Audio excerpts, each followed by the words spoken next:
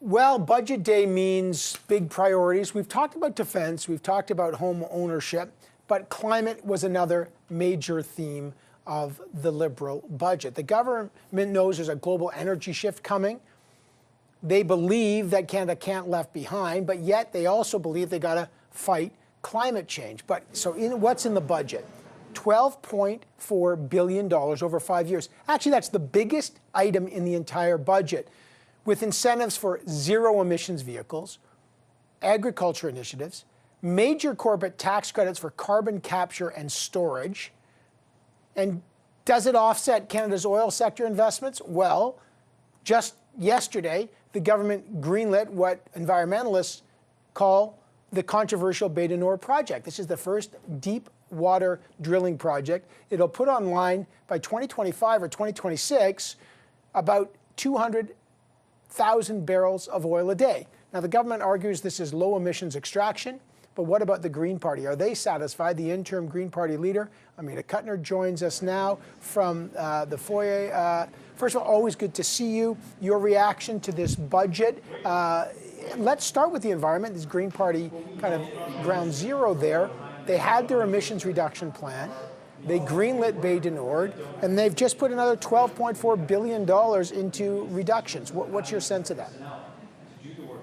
Well, it's lovely to see you again too, Evan. And I am overall quite disappointed, really, with the climate plan, because we have some falsehoods in here.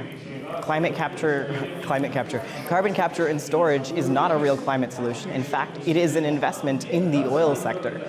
And Bay du Nord is a huge disappointment, and is honestly quite disturbing that we're starting to do offshore drilling right when the IPCC and the UN is telling us that we have to immediately go off oil.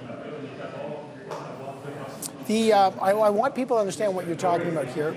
The new carbon capture utilization and storage tax credit from 2022 to 2030 will be about 37.5% on equipment and transportation and storage, 60% on investments to actually get the emissions out of the air. That'll cost, this is a tax credit that'll be worth $2.6 billion over the next 5 years, and then about $1.5 billion every year after. That's a big tax credit. The government says this is a critical way to cap emissions by using carbon capture and storage.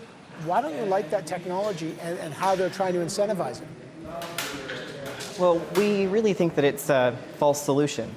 Also, if we're looking where money is going and resources, this is going to oil companies that have made a huge profit off really harming the planet and leaving the rest of us to suffer for it.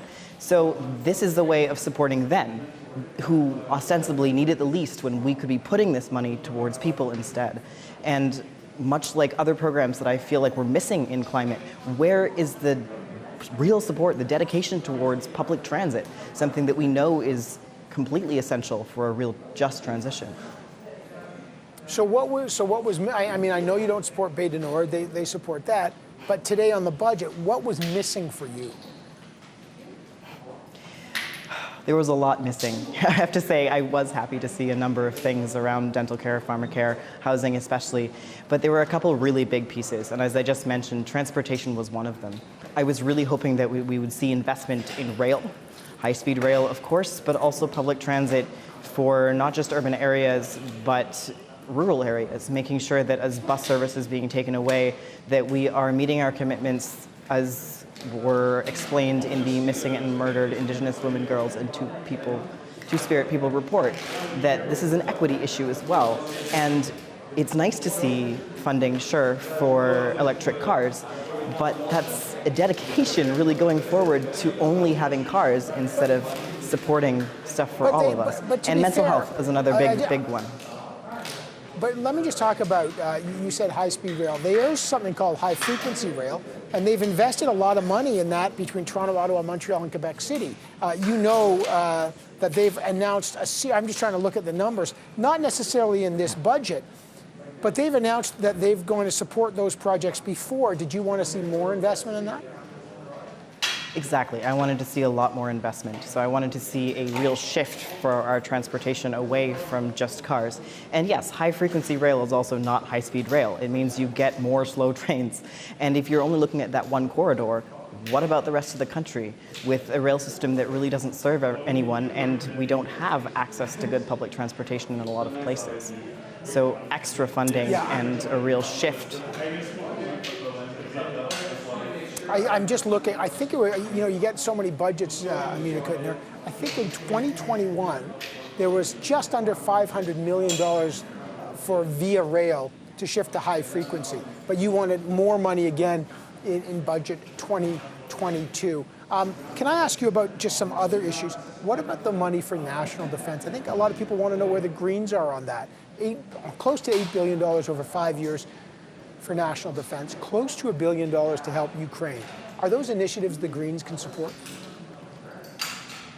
We're not entirely sure in detail. I really would say with the defense spending, we were a bit relieved because after discussions yesterday about 2% of GDP, which would be closer to 28 billion, seeing it around 6 to 8 was actually a relief for us.